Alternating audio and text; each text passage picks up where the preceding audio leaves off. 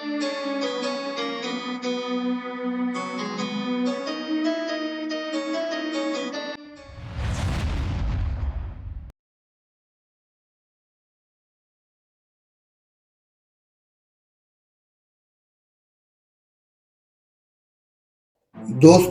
ये कहानी उस युग पुरुष की है जिसने सिर्फ एक साम्राज्य नहीं बल्कि स्वराज्य खड़ा किया।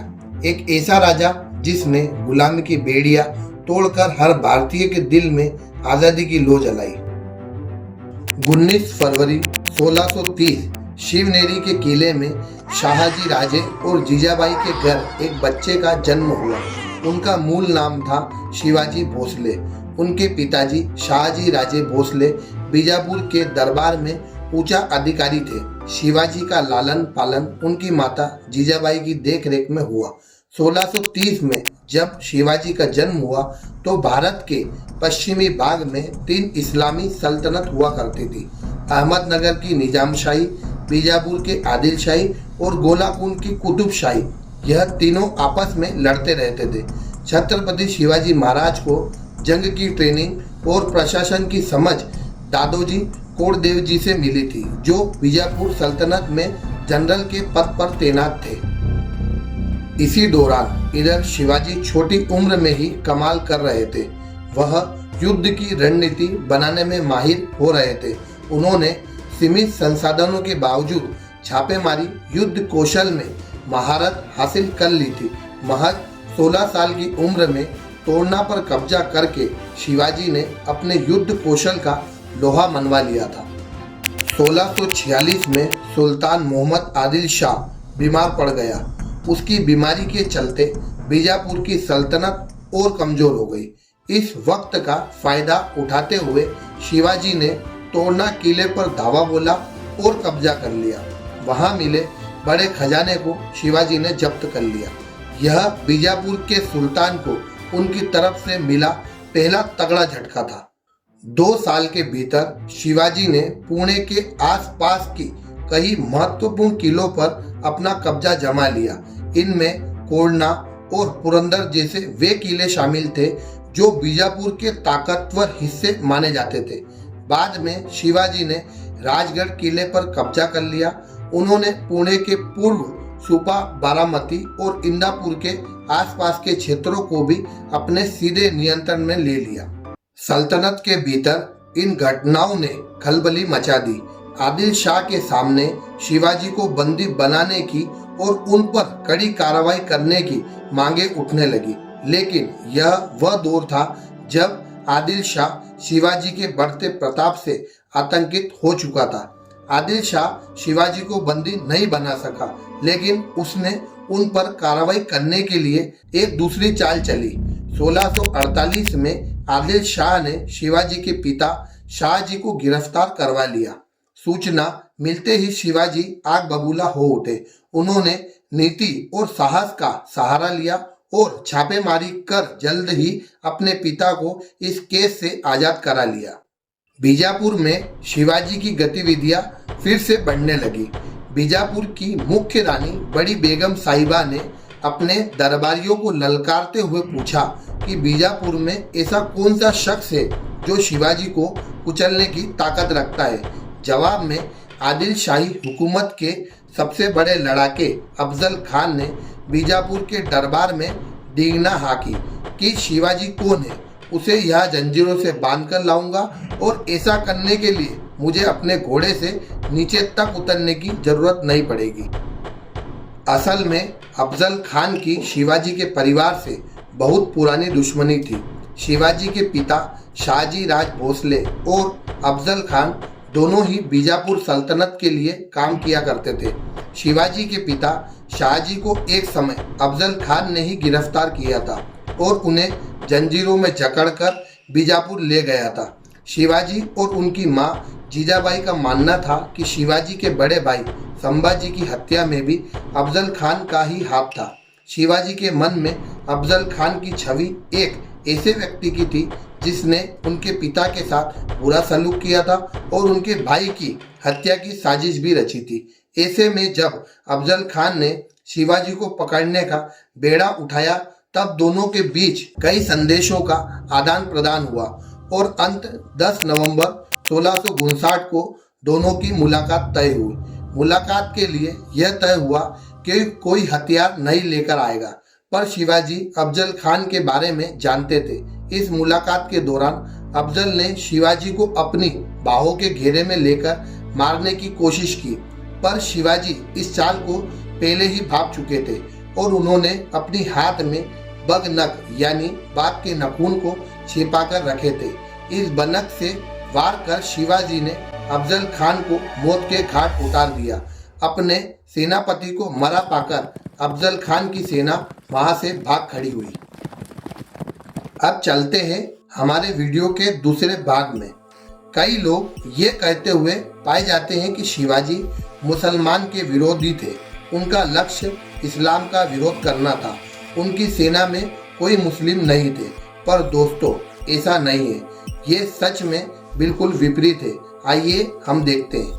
छत्रपति शिवाजी महाराज के पास अनेक मुसलमान सेना नायक, मुखिया और नौकर थे और इनमें से कई बड़ी बड़ी पोस्ट पे थे। महाराज जी के तोप खाने के प्रमुख एक मुसलमान थे, उनका नाम इब्राहिम खान था। तोप खान यानी एक बहुत जरूरी विभाग उनके पास था। युद्ध में उनका बड़ा महत्व था। ऐसे तोप खाने के प्रमुख एक मुसलमान थे। नौसेना की स्थापना को छत्रपति शिवाजी महाराज की दूर की सोच का एक बेहतरीन एग्जाम्पल है। महाराज ने सुरक्षा के लिए नौसेना बनाई, जिनका प्रमुख भी एक मुस्लिम था। उनका नाम दौलत खान था। उन्हें दरिया सारंग खान कहा जाता था। शिवाजी के खास अंगरक्षक मतलब बॉडीगार्ड मदारी मेहतर थे। ऐसा कई किताबों में लिखा गया है। शिवाजी के पास कई मुसलमान चाकर थे। उनमें से एक थे काजी हैदर। जब औरंगजेब के अधीन दक्षिण के अधिकारियों ने शिवाजी के साथ मित्रता के लिए एक ब्राह्मण वकील को भेजा, तब शिवाजी महाराज ने काजी हैदर को मुगलों के पास भेजा। शिवाजी के सरदार और शिवाजी की सेना में केवल हिंदू धर्म के लोग नहीं, उनमें मुस्लिम संप्रदाय के लोग भी शामिल थे। जिस तरह शिवाजी की सेना में मुस्लिम सेनापति व सेना के प्रमुख लोग थे, उसी प्रकार मुस्लिम राजाओं या महाराजाओं के पास अनगिनत मराठा और हिंदू सरदार थे। अकबर के पास लगभग 22.5% हिंदू सरदार थे। वहीं शाहजहां के समय में यह संख्या लगभग 22% थी।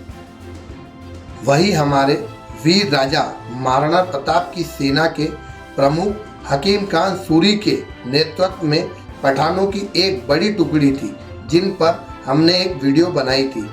उसका लिंक डिस्क्रिप्शन में आप जाके देख सकते हैं। और उनके साथ लगभग 40,000 राजपूत सैनिक भी थे। वहीं दूसरी तरफ मान सिंह के जिम्मे में मुस्लिम अकबर की सेना की अगुवाई की थी। उस सेना में लगभग 60,000 मुगल और 40,000 राजपूत सिपाही थे। जिस प्रकार शिवाजी महाराज के पास मुसलमान सरदार, नौकर और सेना थी, तथा मुस्लिम राजाओं के पास हिंदू सरदार और सेना थी, उसी प्रकार उस युग में किसके खिलाफ कौन लड़ा, इसको अगर देखा जाए तो हम यह पाएंगे कि ये सभी लड़ाई धर्म विरोधी नहीं थी। इसका मतलब ये नहीं कि छत्रपति शिवाजी धर्म नहीं मानते थे। शिवाजी हिंदू थे, उनके धर्म में आस्था थी। वह देवी देवताओं और साधु मुनियों की पूजा करते थे। परंतु क्या वे इस्लाम धर्म के विरोधी थे? अगर इतिहास देखा जाए तो इसका उत्तर ना होगा। शिवाजी महाराज मुस्लिम साधु, पीर, फकीर का बहुत मान सम्मान करा करते थे। दोस्तों, शिवाजी महाराज को सिर्फ उनकी तलवार के लिए याद नहीं किया जाता, बल्कि उनके विचारों के लिए आज भी उन्हें याद किया जाता है। उस दौर में हरी हुई रियासत की औरतों को लूट समझा जाता था, लेकिन महाराज का नियम अलग था। महाराज उसे बहन बेटी का दर्जा देते हुए ससम्मान के साथ वापस भेजते थे। महाराज शिवाजी का ऐसा पवित्र चरित्र था। महाराज जी के राज्य में एक नियम ये भी था कि किसानी की खेती से एक तिनका भी बिना पैसे दिए नहीं लिया जाएगा। एवं महाराज जी ने एक ऐसा आदेश भी बनाया था कि जहाज बनाने के लिए आम या फास के पेड़ नहीं कटेंगे, क्योंकि उन्हें फल देने में सालों लगते हैं। मार्च 1680 का वक्त था। रायगढ़ की हवाओं में एक भारीपन था। महाराज जी की तबीयत बिगड़ रही थी। अपने आखिरी दिनों में उन्हें दुख था कि वह जंजीरें नहीं जीत पाए, लेकिन उन्हें गर्व था कि उन्होंने एक ऐसी कौम खड़ी कर दी जो अब कभी गुलामी नहीं करेगी। 3 अप्रैल 1680 हनुमान जयंती के दिन महाराज छत्रपति शिवाजी ने अपना देह त्यागा। एक युग का अंत हुआ, एक शरीर शांत हुआ, पर एक ऐसी मशाल जल गई जो सदियों तक गुलामी के अंधेरों को चीरने वाली थी। छत्रपति शिवाजी महाराज के जाने के बाद औरंगजेब को लगा कि अब मराठा खत्म हो जाएंगे। वो 5 लाख की सेना लेके डेक्कन आया, लेकिन क्या हुआ? महाराज के तैयार किए हुए सेना ने 27 साल तक मुगल से जंग लड़ी। बिना राजा के भी ये प्रजा लड़ी, क्योंकि हर घर में एक शिवाजी पैदा हो चुके थे। आपको इस वीडियो का कौन सा पहलू सबसे ज़्यादा पसंद आया? कमेंट बॉक्स में प्यारा सा कमेंट जरूर करें। वीडियो अच्छा लगा हो तो लाइक करना, शेयर करना, चैनल को सब्सक्राइब जरूर करना। मिलते हैं एक नए वीडियो के साथ। जब तक के लिए जय हिंद, जय Bharat, respect Indian army, respect Indian police force.